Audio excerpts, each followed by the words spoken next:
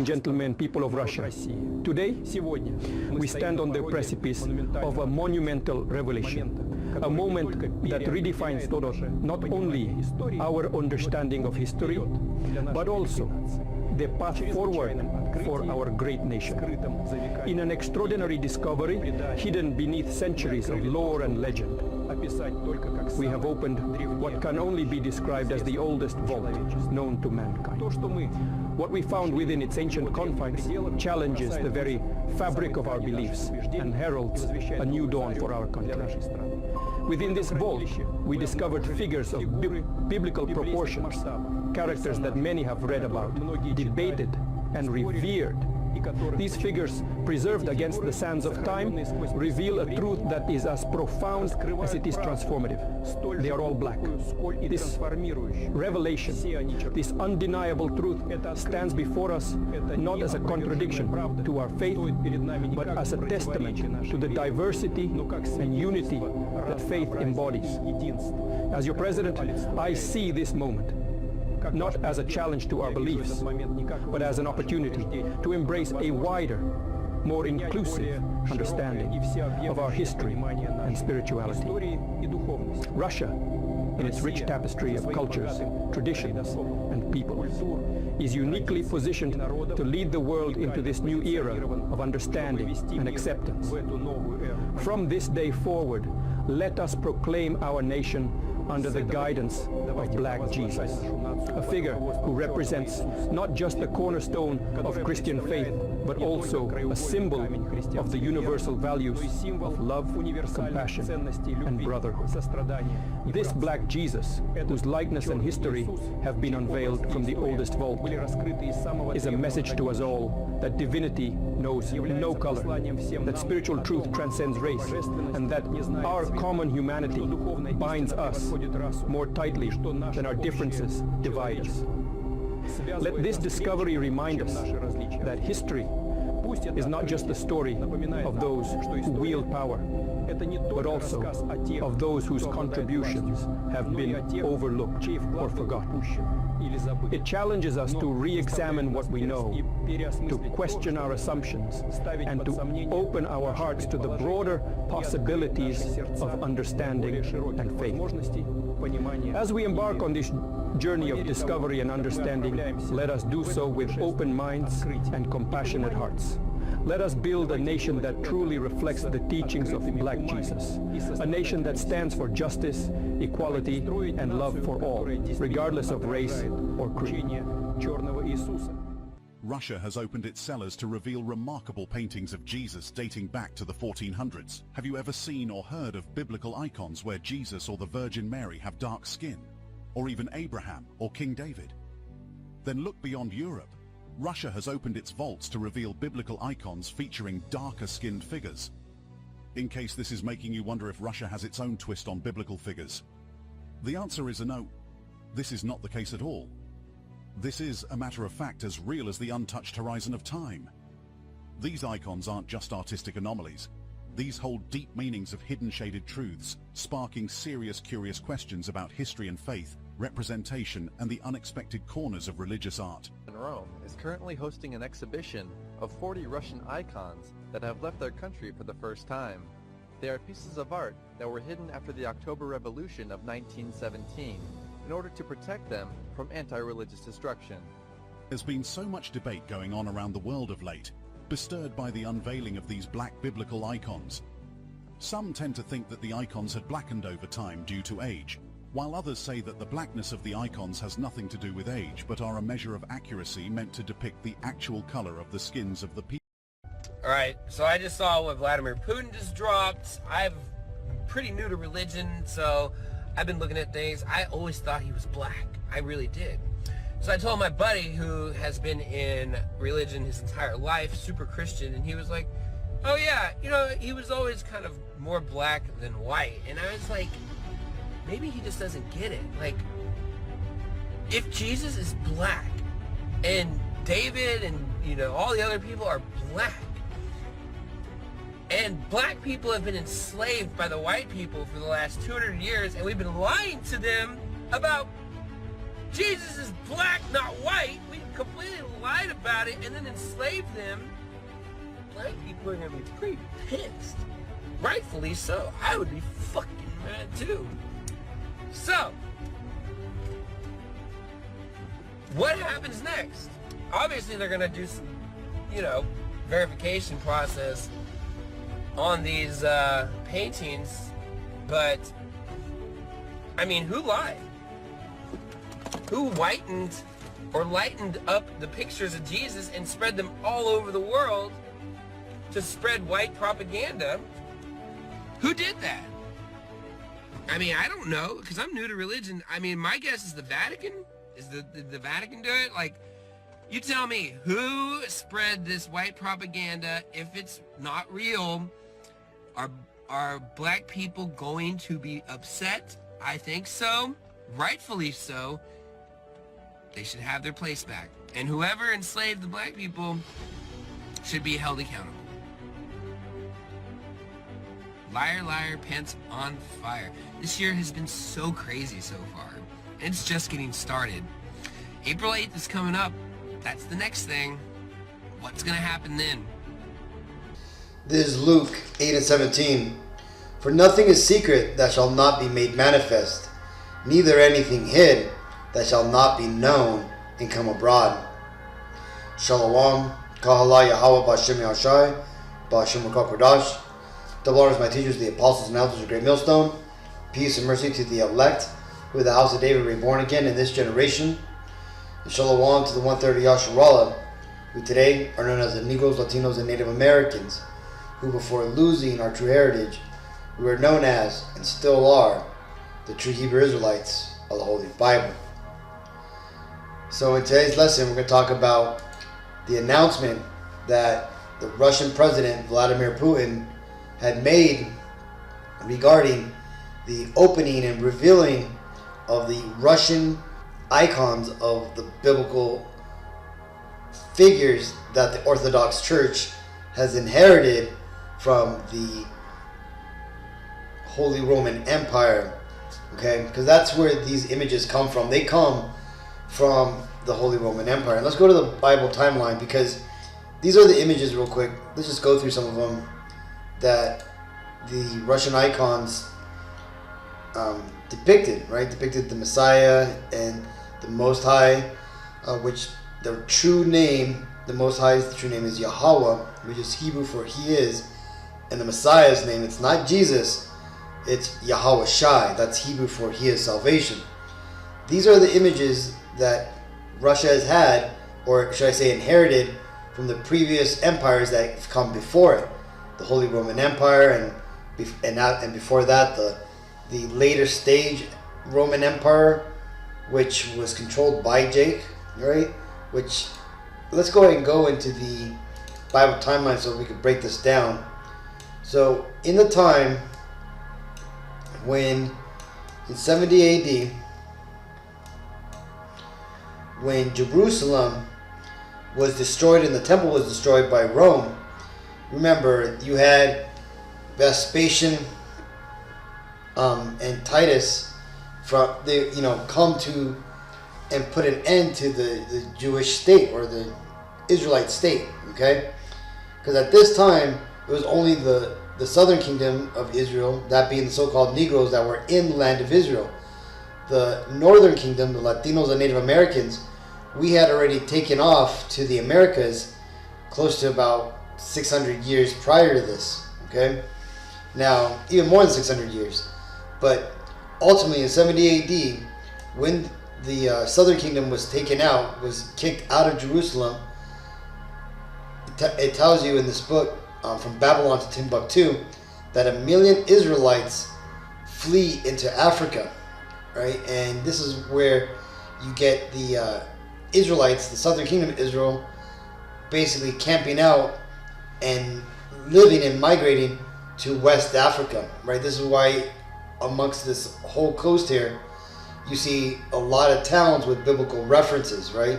You also got like Negro land and the Ashanti tribes down here, places, and they trace their lineage back to like the Levites and all these things. There's so many, historic, coincidences and linkages between the so-called Negroes on the west coast of Africa to the Israelites, that even the should I say the fake people in the land of Israel today have to admit that these people, like, what do they call?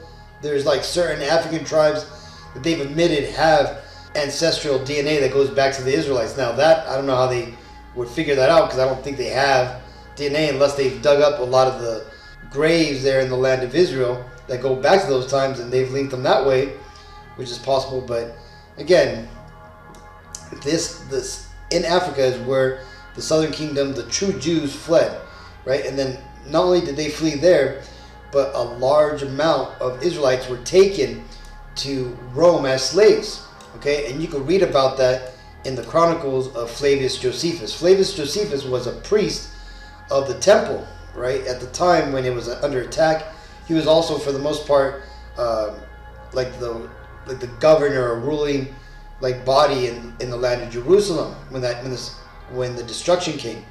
He eventually was taken in by a Roman family whose last name was Flavius, which is where Flavius Josephus gets that name. Well, he eventually goes on to write these books to introduce the Israelites to the rest of the known world, right? The Roman Empire.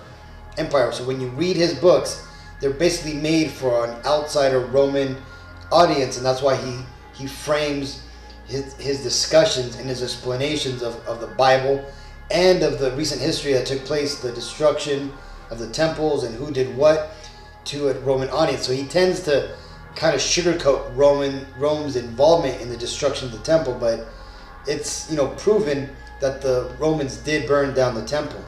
Now, that I said all that to say this, that those Israelites that went to Rome as slaves, they eventually rose up in power, just like they did here in America, right? It took about 200 years for them to get into high positions of power in the government here in America, and it was roughly the same thing. Now, a lot of Israelites were already in Rome. When you read the book of Maccabees, it tells you how the Israelites sent envoys to Rome to plead for Roman help against the Greeks and the Edomite Persians, right? The Seleucids people.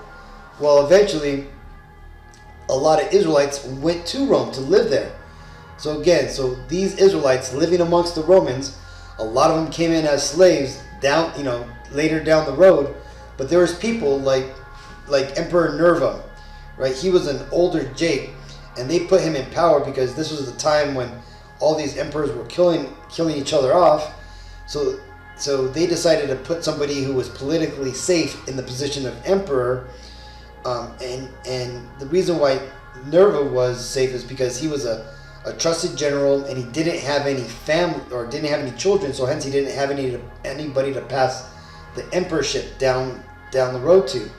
Well, eventually, about 100 years later, this kind of set in motion that Jake would eventually take over Rome, and it didn't tend to fully come to fruition until this man, Septimius Severus, who was a Roman emperor in 193 AD.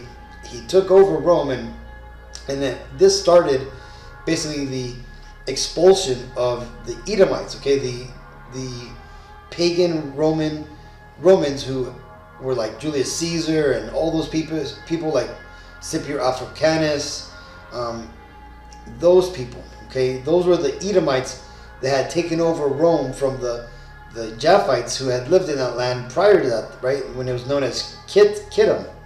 Well, eventually, Rome continues to be a so-called Negro-controlled nation, right? This is simply Jake he was a Roman, and they took over, and they eventually brought in their own morals and beliefs. And Jake, being an Israelite, they believe only in one God. That's a natural inclination for us to have is a belief in one God, where these other nations, they tend to believe in a whole plethora of gods. Well, when Constantine the Great got into power, he basically changed the belief system of Rome from a pagan belief into a one God belief, and he also established the Vatican. Okay, and then after that, basically the Byzantine Empire was established, and where modern day Turkey is today. This here is where we see a lot of these Russian icons come from. Okay, a lot of these Russian icons, when Byzantine fell to the Ottoman Empire, a lot of these icons basically left the Byzantine Empire and went over to the Holy Roman Empire, which by the time that was, was Germany or Belgium and Prussia. They basically fled to the Orthodox churches, which still existed in those areas. And again, when you look at down the history, right after the church had been established, it created all that false doctrine. The Edomites had fled Rome and headed up and started to dwell in the Caucasus Mountains for 1,000 years. The invention of hell was created. Jake, that had fled into West Africa, had started to be oppressed by not only Ishmael, the Arabs, but also the true Africans. Right? Eventually, Muhammad writes the Quran and Islam is established. Jake, freeing himself from the Arab, the Arab slave trade and rising in that society, they become Moor, right? Moor is simply just a Latin term for black people, right? Like Moreno, right? Being basically the black one, right? Well, the Moorish Empire was established after that, right? These were basically the freed slaves or the Israelites who joined on to Ishmael, right? During the sub-Saharan slave trade. Well, I said all that to say this. Let's keep going here. The Holy Roman Empire came in about 800 to 18, which lasted until about 1800 AD. Okay, this empire here was so large, it eventually would create Germany, and the Spanish Empire would come from it. Okay, but a lot of the paintings that Russia showed off came from this empire, right? This is where all the art went to because of the Orthodox churches, and also these were Jake, but again they had lined up over hundreds of years, right? Taking over Rome, they eventually would wed into other nations, and just like today, right? Look at a lot of the Israelite kids coming out; they're a lot lighter skinned than older generations. Okay, but again, there's always going to be a lineage of darker skinned Israelites, but that's the thing. The truth is starting to come out. This is Proverbs 21:1. The king's heart is in the hand of Yahweh, as the rivers of water. He turneth it whithersoever he will. So the Lord put it into the mind of Putin to bring this out, to make a large national announcement, which eventually would go around the world. And why is this? Well, because just like the elites, the presidents, and I've gone into it where I've shown videos of like past presidents admitting that they know that the Latinos, the Native Americans, and even the Negroes are the Israelites. Well, Putin also would know this, because why? Because he's part of the upper elite echelon. These are things that are just known. And again, there's plenty of videos showing that outside nations, outside of the United States, where the brainwashing isn't as hard, they understand too who the Negroes truly are. Okay, well, because of all the things that have gone on, I'm sure Putin has had a great idea to bring out, or to basically reveal the truth of who the so-called American Negroes truly are. Okay, and hence this is going to cause a lot of deception, because as we seen in that second video, you had what appears to be an Edomite, but remember, he didn't have blue eyes or blonde hair, so chances are he probably descends from a line of an Israelite. But that being said, that man even said that so-called black people are going to be pissed when they figure this out, when they figure out that the Messiah is a so-called black man, and that they've been lied to this whole time. And like he even said, even he's been lied to. He didn't know that, how religion was set up, and he didn't know who did that. Well, the people who actually did that were the Edomites. Okay, yes, the Vatican spearheaded it, but ultimately, how did that happen? Well, let's go back to the Bible timeline. You got this man here, Rodrigo Borgia, right, also known as Pope Alexander VI. He basically was a pope in 1492, and what happened is this guy, he was a straight up Edomite. He came out of Castile, Spain, where the Jews had known to have fled. Because again, remember, the Ashkenazi, the Khazarians, the Khazar, they basically converted to Judaism or to a religion based off of the true heritage of the Israelites, and they refer to it as Judaism. They eventually, cross over. They eventually get conquered by the Russian, and then they basically flood into Europe to meet the other biblical Jews, right? Saying, hey, we're also Jews, take us in. And this is where you get a lot of Khazar Jews moving into Spain and all that stuff. Well, that's where you get Rodrigo Borgia from. Okay, he comes out of that line, and there's a show called Borgia on Netflix where they even allude to this, right? Like they're talking about this character, and like this other guy who wants to be pope. He's talking to this other priest, and he's talking about this man. He says, "I heard Rodrigo comes from Castile. They say he's one of the Castilian Jews." And the other priest says, "Shh, don't say anything about that. That's forbidden." Right? And that's because Amalek, which is the biblical name for the so-called Jew, which is the top tribe of the nation of Edom. So ultimately, Rodrigo was a Edomite. Okay, and on top of that, he was a top of the line Edomite, right? The Amalekites. Well, he eventually not only wanted to redo the image of the Messiah, but he decided to use his son as the model for the new image of the Messiah, right? The king of Saudi Arabia, Khan Sheikh Mohammed, whatever, he has the actual first image, right? It's called Salvador Mundi. Well, that image was created by an artist called Leonardo da Vinci, who the Vatican hired a bunch of other artists. And this is why these artists are so popular in today's society, is because they did a great work. And what was that great work? Well, they brought forth the Renaissance, okay? And along with it, the Renaissance arts and all the information and all the ways that these Edomites wanted to structure their society. Because again, why? Well, through occult practices and through marrying into nobility, gaining banking and money, financial powers, they were able to take over society. And when they took over society, they set it up in the way they wanted it to. And we are currently living in that empire that was set up, okay? And that's why those artists are so popular. To answer that man's question, it was the Edomites, led by the Vatican Church, who was headed by top Edomite Rodrigo Borgia, to repaint the images of the judges, right? And where does that come from? Well, this is Job 9:24. The earth is given into the hand of the wicked. He covereth the faces of the judges thereof. If not, where? And who is he? Right?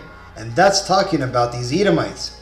How they would eventually come onto the scene, and they would basically hide who the true rulers of the world were, who the true judges of the earth are. Okay, this is why the true image of the Messiah and the Lord are hidden. Okay, and ultimately it goes to the will of the Lord. See, this is the Lord's will, that he's hidden from the majority of the world. And why is that? Well, it tells you here. This is Isaiah 45:15. Verily thou art a God that hideth himself, O power of Israel, the Savior. So you see, the Lord, to put us through a test, and when I say us, I'm talking about the Negro, Latino, Native Americans, the Israelites, to see how we would do, the Lord hid himself. Because why? Well, because it was time for our punishment. And just like you punish a child, you put him on timeout and you send him to his room. You don't go into that room and stare at him unless you're psychotic or whatever. But you leave the room. You basically go away, and you leave the child by themselves to think upon their punishment, right? To serve their time. Well, that's what the Lord did to us, the Israelites, the Negro, Latino, Native Americans. He put us on timeouts. And he put us to punishment. This is why the Negro, Latino, Native Americans, we all suffered the same fate. We all went to war with our enemies. We lost. We got taken into captivities. We lost our heritage, and we are now serving a life of veiled servitude known as tax slavery under our oppressors, the people who conquered us. Okay, now it's a lot harder to see now because they put a bunch of glamour and shiny shit over the life that we live now. But that Monday through Friday 9 to 5, if you're lucky, right, the not getting any free health care, not getting any benefits, that's your slavery. That's right there is your toiling. That's your drawing of water here in your land of your captivity. And well, why don't we know this? Well, it tells you here, Jeremiah 4:22. For my people is foolish, they have not known me. They are Scottish children, and they have none understanding. They are wise to do evil, but to do good, they have no knowledge. You see, and like Apostle Gabarwi says, man, Scottish means stupid. See, the Lord knows that we have gone off and that we're wicked when we go off, right? And because of that, He's hidden Himself from us. Because why? Because God is a God of knowledge. And He's given us, a lot of our people, He smited us with madness. And we lost a lot of the wisdom, right? This is why our leaders are all, chosen for us. The debasement is lifted up amongst our society, amongst our people, right? This is why you have no real leaders that come out of our people, because our enemies, our captors, they don't allow it. This is why all our enemies are basically created, and they're all either comedians, movie stars, musicians, or degenerates for the most part, right? But if we would have known what's going on, right? If we would know who we are in the Bible and who we are as a people, this wouldn't have been allowed to have happened. We wouldn't have allowed ourselves to go into captivity. We would have known that we're the rulers of the world, but that right now it's not our time. This is a time for us to serve. This is Jeremiah 14:2. Judith mourneth, and the gates thereof languish. They are black unto the ground, and the cry of Jerusalem is gone up. So our management, our leadership, our rulers, it's languished, right? They've all fallen. They've gone away. And there's people that come up every once in a while that'll lead our people in small rebellions or a bit of leadership. But what happens? They'll either sell out to Esau or they get taken out. Because why? Because this isn't our time. This is a time for us to be in oppression, as it tells us in Deuteronomy that we shall only be oppressed, right? And this is all for going off and breaking the laws. But besides that, right? Besides our rulers, our leaders not being really there for us, that messes us up. Because why? Because they don't teach us who we were, who the true Israelites were, that they are dark people, okay? So-called Negroes. This is Baruch 22:30, For I knew that they would not hear me, because it is a stiff-necked people, but in the land of their captivities they shall remember themselves. And that's what's happening right now. This is why you're starting to hear more people talk about the Hebrew Israelites. This is why you're seeing YouTube putting a ban on the Hebrew Israelite hashtags. But again, this is ultimately why the world is falling apart. It's because the Israelites are coming out of captivity, and the curses that are coming off of us are now going on to our enemies.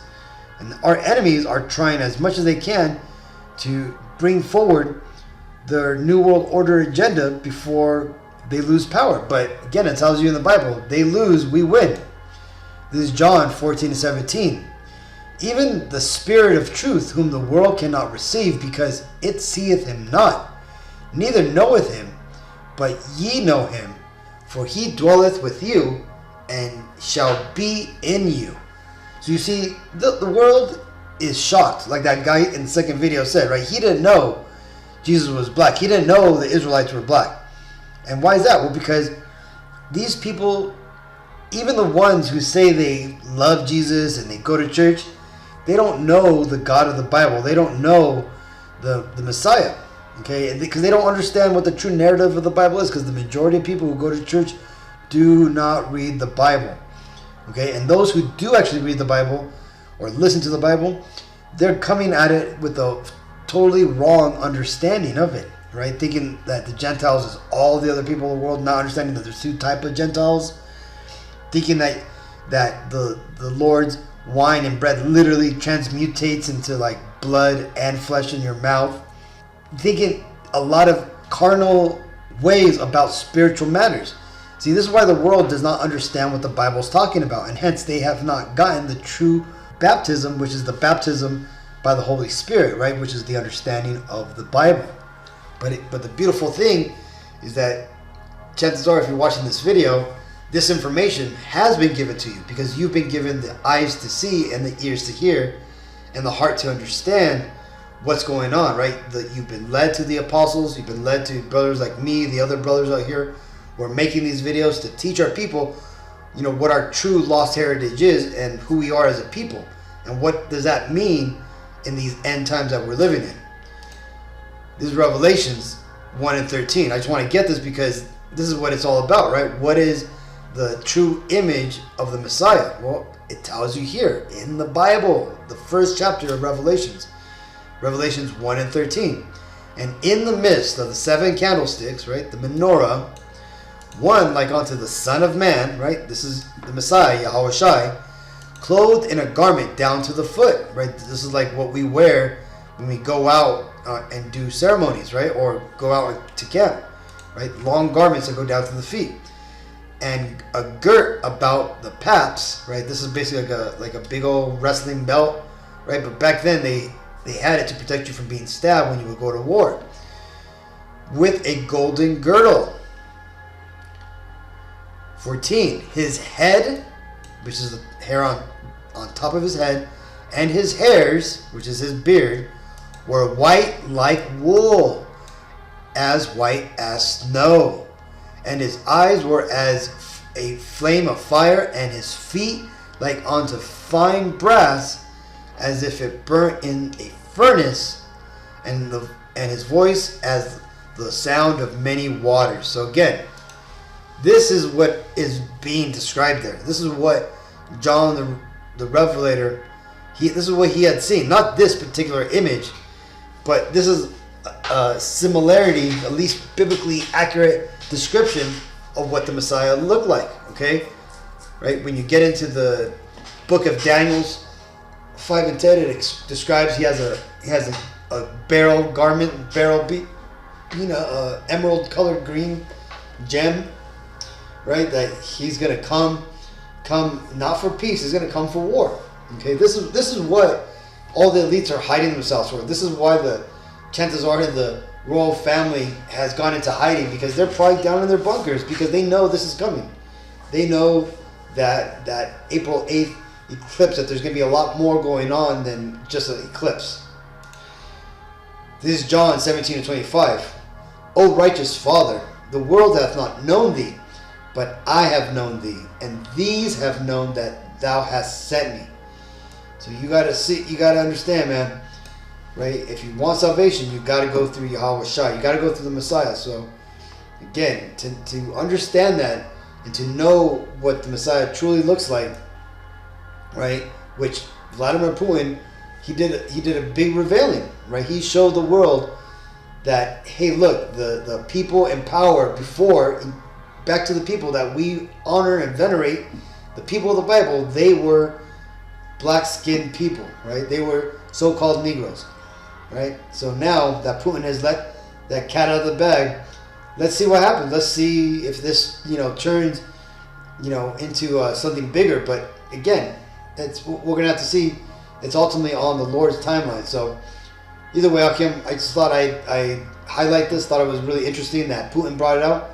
So hopefully you found it edifying. So until the next time, I want to give all honor and glory and praises to Yahweh, Ba'Shem Yahushai, Ba'Shem Kokodash. Shalom.